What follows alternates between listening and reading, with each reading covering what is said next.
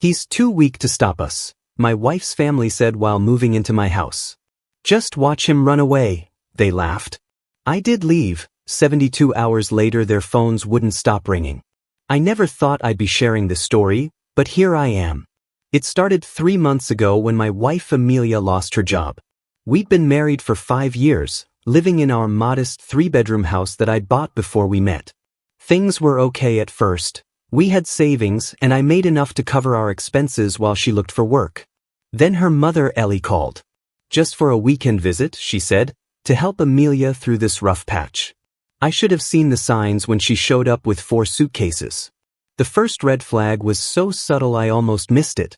I came home from work to find Ellie had rearranged our living room. Just making it more functional, she said with that smile that never quite reached her eyes. Amelia seemed pleased, so I let it slide. Within a week Ellie had taken over our kitchen. My protein shakes were replaced with her organic supplements. My meal prep containers disappeared to make room for her extensive collection of herbs and spices. "You'll thank me later," she'd say, patting my cheek like I was a child. Then came the surprise visit from Amelia's brother Anthony. He showed up one Tuesday night with a duffel bag, claiming his apartment had flooding issues. "Just for a few days, bro," he said, already making himself comfortable on our couch. I noticed he didn't mention when these few days would end. The dynamic shifted dramatically after that. Suddenly, every family dinner became a strategy session about getting back on their feet. I'd walk into rooms and conversations would stop abruptly. Amelia started spending more time with them, speaking in hushed tones, giving me these strange looks when she thought I wasn't watching. 2 weeks in, I came home to find Mia, Amelia's recently divorced sister, sitting at our dining table with mountains of paperwork spread out. "Mom thought it would be better if we all stuck together during these hard times," she explained, not even looking up. Her 3-year-old was already napping in our spare room. I tried talking to Amelia that night.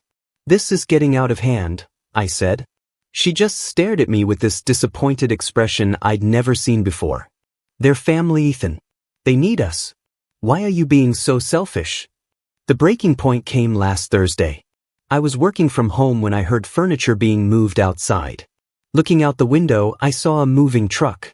Anthony and some guys were unloading what looked like an entire house worth of furniture. My heart stopped when I saw Ellie directing traffic like an orchestra conductor. I ran outside, still in my work clothes. "What's going on here?" I demanded. Ellie turned to me with that same patronizing smile. "Oh, sweetheart, we're moving in properly. The rental house was just too expensive to keep up with everyone's situation." "This is my house," I said, my voice shaking. "You can't just..." That's when Amelia's Uncle Jeremiah stepped out of his car, legal papers in hand. "Actually," he said with this smug look, "we've been discussing some changes to the living arrangements. Amelia feels it would be better if the house was in both your names, for security purposes." They all gathered around me, these people who'd invaded my life piece by piece. "He's too weak to stop us," Ellie said to Jeremiah, loud enough for me to hear. "Here, just watch him run away." Anthony laughed, shoving past me with a box. I looked at Amelia standing there with her family, not meeting my eyes. 5 years of marriage, and suddenly I was looking at a stranger. I walked back inside, past the boxes cluttering my hallway, past the family photos that were already being replaced with their own, and went straight to my office. They probably thought I was hiding, running away like they predicted. But they didn't know about the cameras I'd installed 2 weeks ago when things started feeling off. They didn't know about the recordings of their strategy sessions I'd been collecting. They had no idea I'd been documenting everything since Ellie first arrived. I made 3 phone calls that afternoon. Then I packed a bag, grabbed my important documents from the safe, and walked out the front door. As I got in my car, I could hear them laughing inside my house. My house. "See," I heard Anthony say. "Told you he'd run." They had no idea what was coming. No idea at all. Thank you all for the support on my last post. A lot has happened in the past 48 hours, and I need to get this off my chest. After leaving my house that day, I checked into a nearby hotel and started reviewing the footage from my security cameras. What I discovered made my blood run cold. The first video showed Ellie and Jeremiah in my office late at night, going through my files.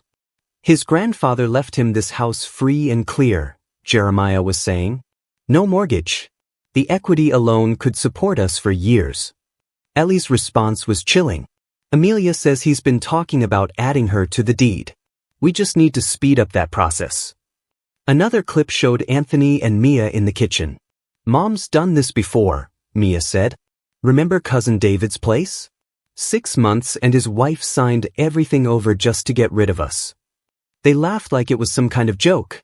But the worst was seeing Amelia, my wife, the woman I'd loved for 5 years, sitting with her mother, planning how to pressure me into signing over the house. He's too nice, Amelia said. He'll do anything to make me happy. We just need to push harder. I spent that night making calls and sending emails. By morning I had meetings scheduled with 3 different attorneys. The first one took one look at my evidence and immediately started taking notes. This isn't their first time, she said, pulling up court records. Your in-laws have a pattern. They've done this to at least 2 other families. They target people with valuable properties, move in, and essentially force them out through psychological warfare. She showed me documents from a case 3 years ago. A man named David, the same cousin they'd mentioned, had lost his house to them through similar tactics. They'd moved in, overwhelmed him, and eventually pressured his wife into divorce. The property was sold, and they disappeared with the proceeds. While I was processing this, my phone started blowing up. Amelia had discovered I'd withdrawn half our joint savings, money I'd earned and saved before we were married. The messages ranged from pleading to threatening. Baby, please come home, we can talk about this.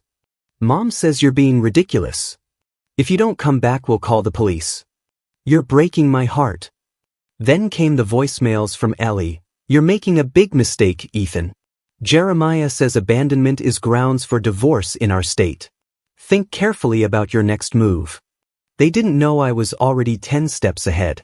I had documentation of every penny I'd spent on that house, proof it was purchased before marriage, records of all my grandfather's paperwork, and now, thanks to their carelessness, video evidence of their entire scheme.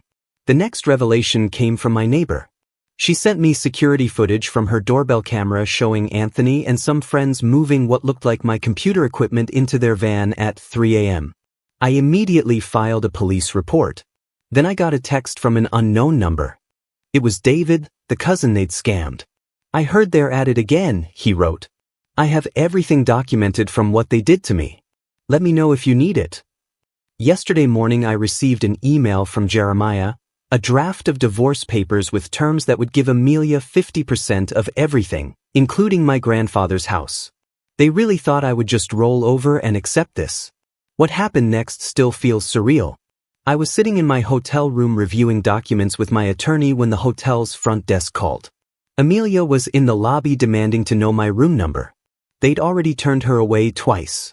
I watched on the hotel's security feed as she stood there crying, telling anyone who would listen about her mentally unstable husband, who had abandoned her and her poor family, the same woman who just days ago I'd watched on camera plotting to take everything from me. The desk clerk, bless her heart, simply said, "Ma'am, if you don't leave we'll have to call security." Amelia left, but not before shouting that I would regret this. She had no idea what was coming. While she was putting on that show in the lobby, my attorney was filing papers with the court. Multiple papers. Tomorrow morning several people are going to receive some very official documents. I've been advised not to say more right now, but let's just say Ellie's smug smile isn't going to last much longer. I'll start with what happened this morning. At exactly 9 a.m., 5 separate process servers showed up at my house. Each had different papers to deliver. The security cameras caught everything.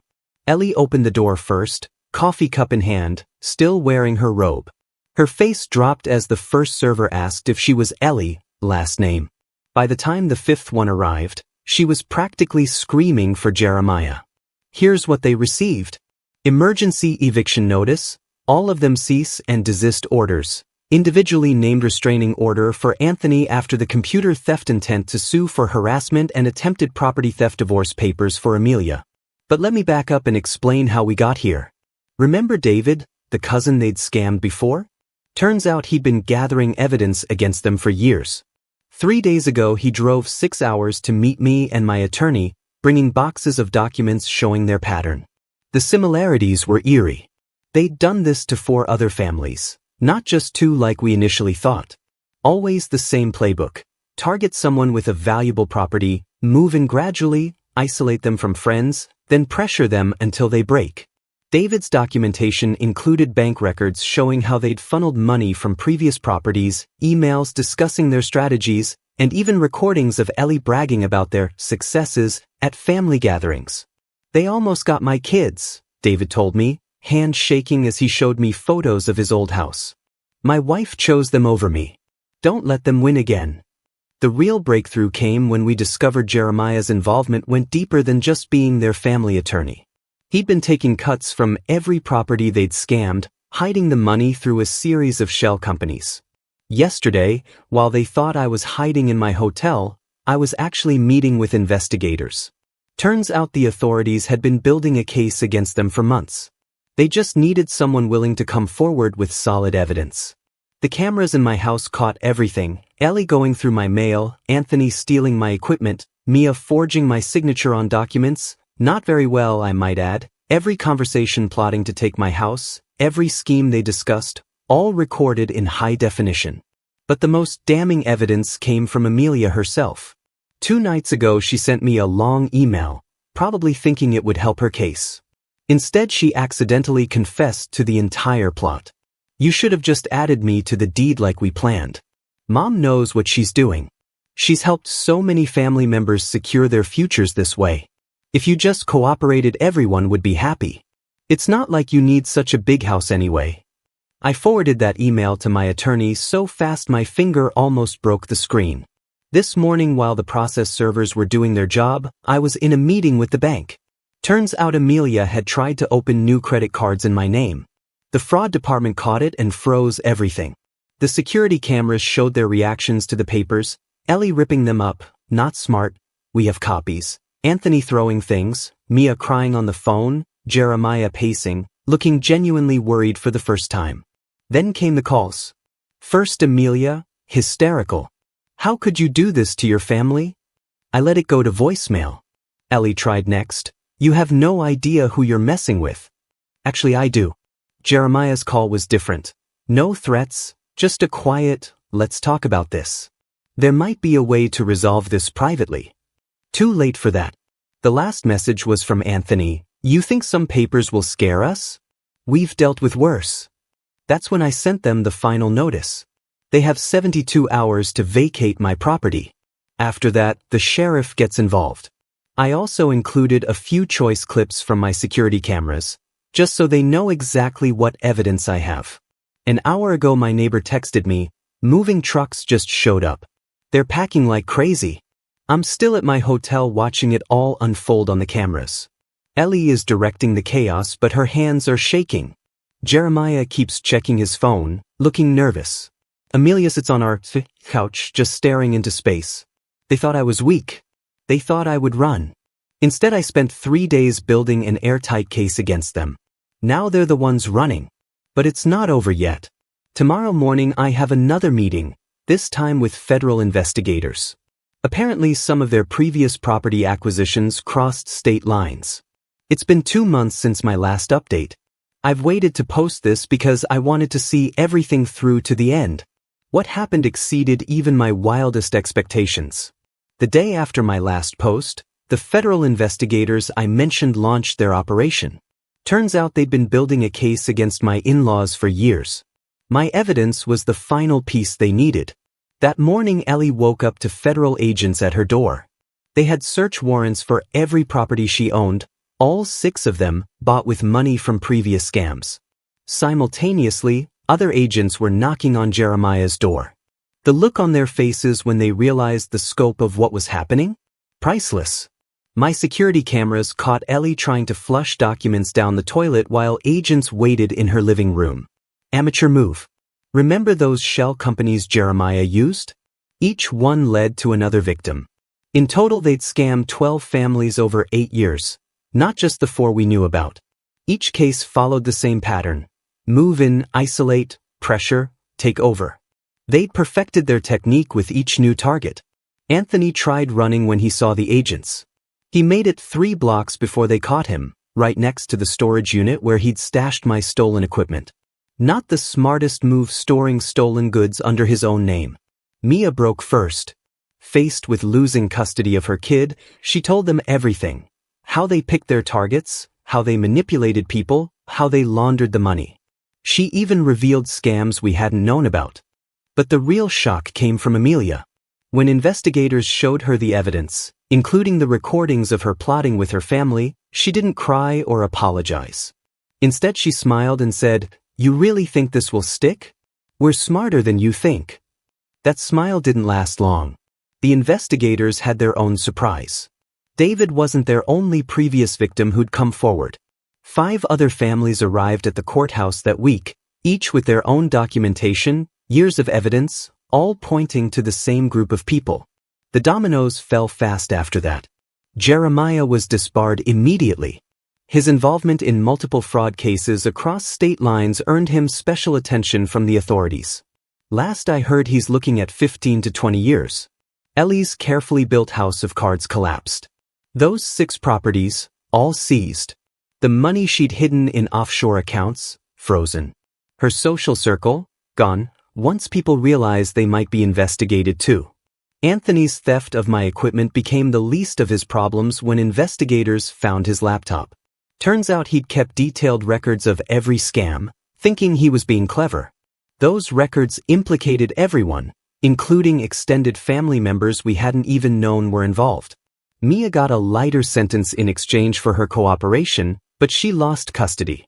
Her ex-husband now has full custody of their child. Karma's interesting that way. The investigators found a storage unit rented under Amelia's name. Inside was everything they'd taken from their previous victims. Family heirlooms, documents, jewelry, they'd kept trophies. That discovery changed the whole scope of the investigation. Amelia didn't fare well in court. The judge was particularly interested in her emails detailing their plans. The divorce was finalized last week. She got nothing. The prenup I insisted on held up perfectly, especially after her documented attempt to defraud me. The restitution payments to previous victims have begun.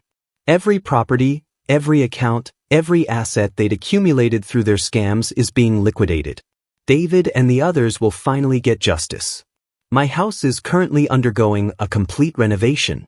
The deep cleaning crew found hidden cameras they'd installed to spy on me. They'd even started making copies of my keys. The level of violation still hits me sometimes.